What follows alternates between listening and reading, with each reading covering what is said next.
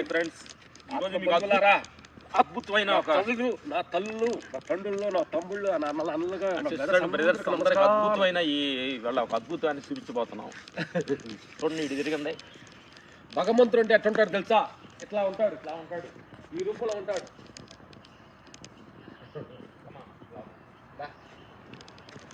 ఎంత ఇదే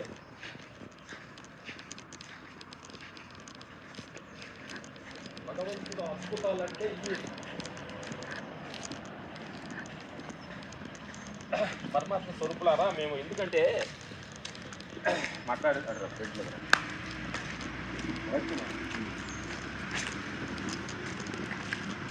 ఈ మర్రి వృక్షం ఒక చిన్నదిగా పుట్టి చిన్న మొక్క చిన్న గింజలో నుంచి తయారయ్యి ఇంత పెద్ద వృక్షం అయ్యింది.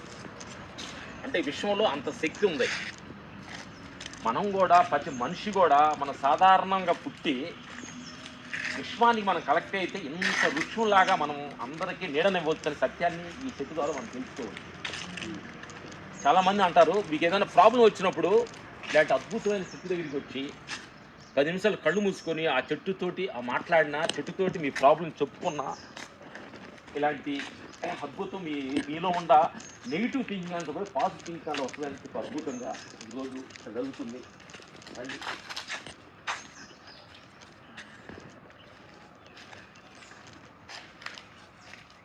ఇలాంటి గొప్ప చెట్టుల గురించి ఈరోజు మీకు చెప్పదలుచుకున్నాం.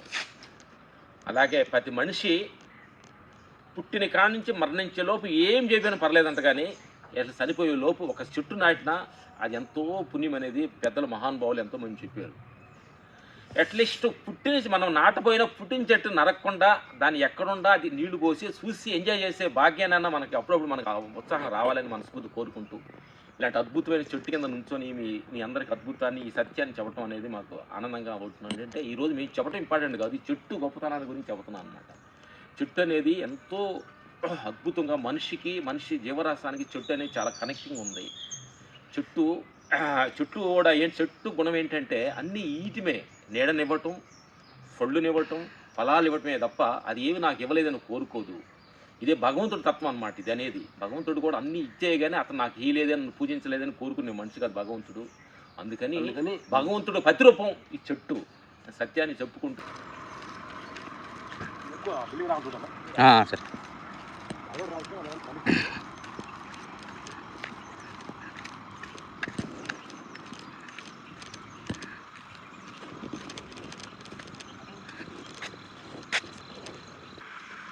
పరమాత్మ స్వరూపులారా,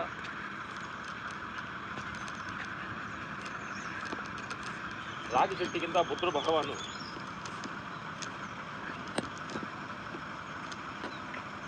కూర్చొని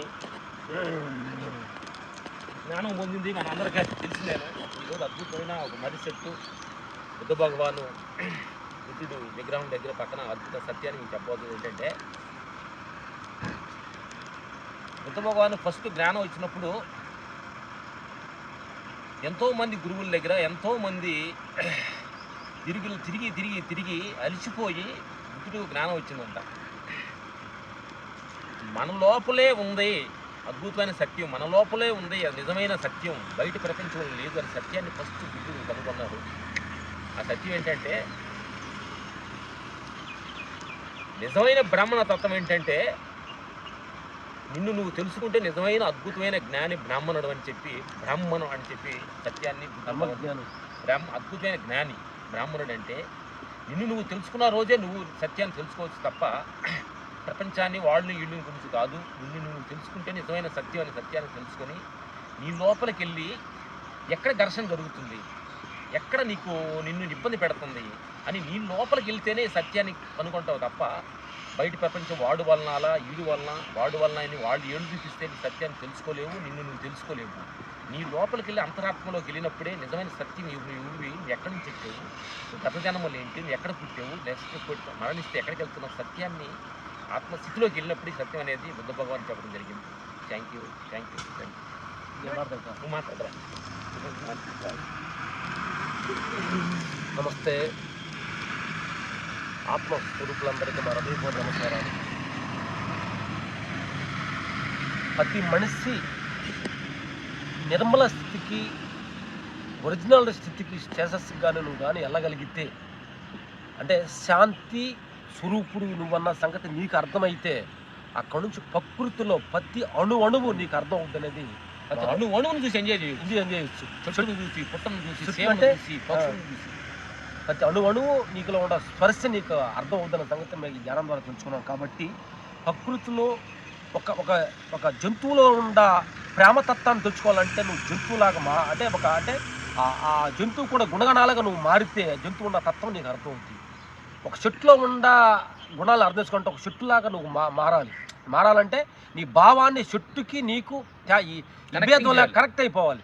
అట్లాగా ప్రకృతిలో ప్రతి విషయానికి ప్రతిది కూడా నీకు ఒక మనిషి నీకు ఎదురొచ్చినామన్నే నీలో ఆ మనిషి ఏం మాట్లాడబోతున్నాడు, ఆ మనిషి ఏం చెప్పబోతున్నాడు కూడా నీకు ముందు అర్థం అవ్వాలంటే ముందు నువ్వు ఎప్పుడు నిర్మల స్థితిలో ఆత్మస్థితిలో బాటం స్థితిలో నువ్వు ఉండేవంటే ప్రతిదీ నీకు ముందే నీకు అర్థం అవుతుంది అనేది అన్ని నువ్వు పొందొచ్చు అని అనేది మనకు నిదర్శనే సూర్య భగవానుడు. అందుకని నీ జీవితంలో దేనిపై ఏం జరిగినా కూడా రిలాక్స్ అవ్వద్దు. నీకంటూ ఒక రోజు ఉంది. Tomorrow thank you.